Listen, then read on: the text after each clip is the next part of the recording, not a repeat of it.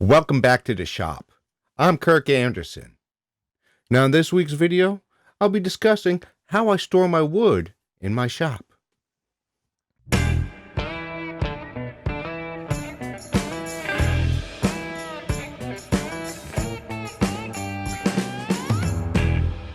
Now for you all that don't know, I set up this new shop about a year and a half ago.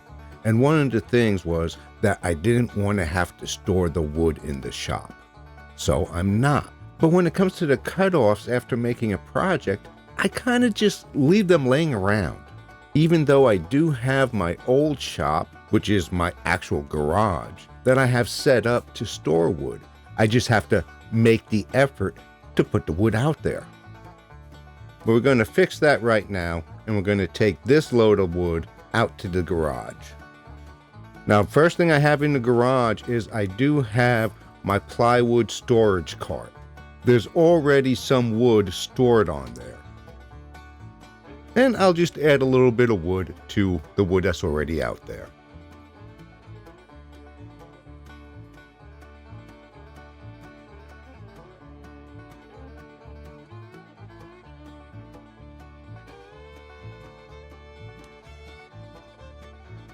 Well, the other wood storage unit or bin that I have in the garage is something that I built, about 6-7 years ago. And it's actually attached to the wall on one end with hinges. And then there's a big caster on the other end that's so it can be pulled out. And that's so it can be up against the wall, but you can pull it out where you can actually put a full sheet of plywood in that back area there. And then once the sheet of plywood would be in there, you just move the unit back against the wall.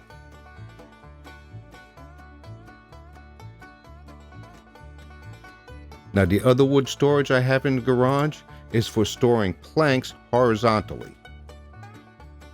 And it's pretty simple construction. It's just made out of 2x4s that's sandwiched in between two pieces of plywood, and then those are just screwed into the 2x4 studs. Now you may be able to tell by these videos that this garage is a little old. It was built in 1961, and I will have to say that it has not fared well in its years. It's almost like being outside. The only thing is that you're covered. So that's one of the main reasons why I got the new shop. But I still wanted to store the wood out here. Now here you can also tell that I have the wood separated. The wood is not sitting on top of the piece below it. There is shims underneath it that's keeping an air gap between the two pieces of wood.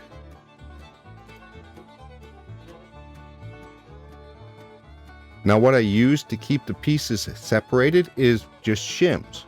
Now I never ordered these shims. I ordered something else and they sent me like 5 boxes of these shims as a thank you gift. And I was like, well, I'm not going to use these. Well, I guess I found a way to use them.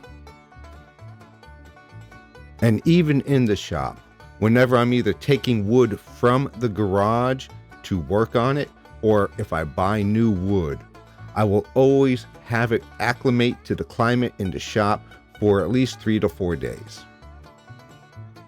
And of course you do that by just laying out the shims and then laying the lumber on top of them.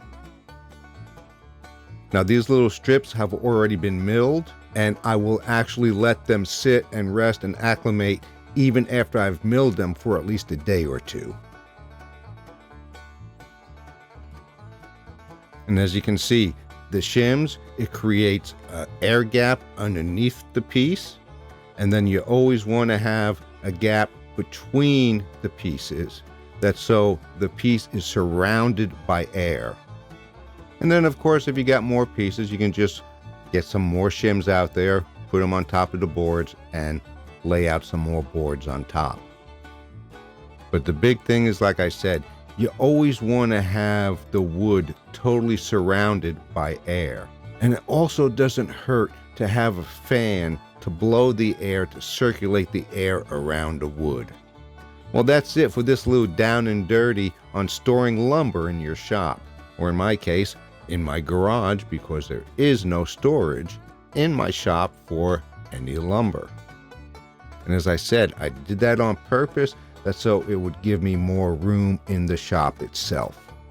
Because a lot of times the lumber storage can be up to 15, 20, or 30% of your shop space. Well, I do hope you got something out of this video, and if you did, give it a like, and don't forget to subscribe to my channel if you haven't already. And as always, all you woodworkers out there, just get out there and cut some wood.